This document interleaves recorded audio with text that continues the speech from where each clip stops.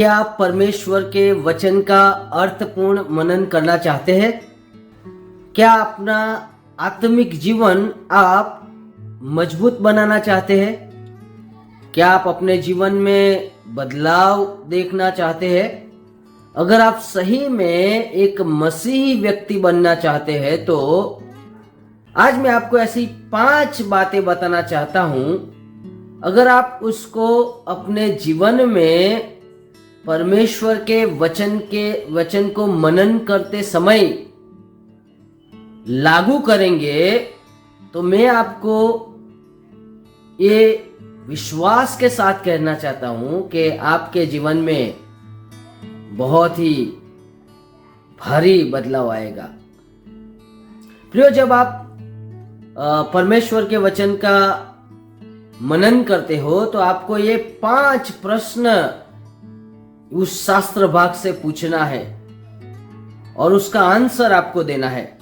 ऐसा करने के लिए आपको क्या करना पड़ेगा? आपको एक ऐसा समय पसंद करना पड़ेगा जो आपका और परमेश्वर का ही है।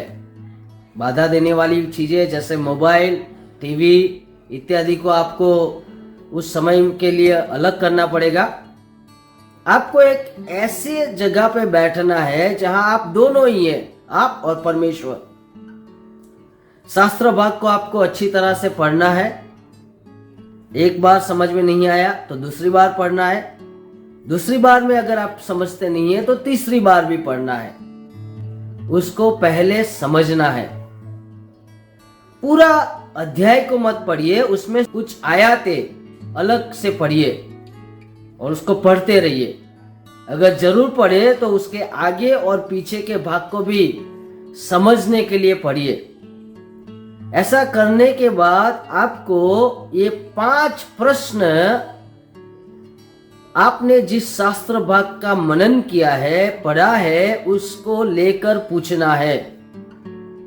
तो आप रेडी हो, तैयार हो परमेश्वर के वचन का अध्ययन करने के लिए? पहला प्रश्न, ऐसी कोई आज्ञा है जो मुझे पालन करना है? दूसरा प्रश्न, क्या इस शास्त्र भाग में परमेश्वर का कोई ऐसा वचन है जिसके ऊपर मुझे विश्वास करना है? तीसरा प्रश्न, क्या मेरे जीवन में कोई ऐसा पाप है जो मुझे छोड़ना है?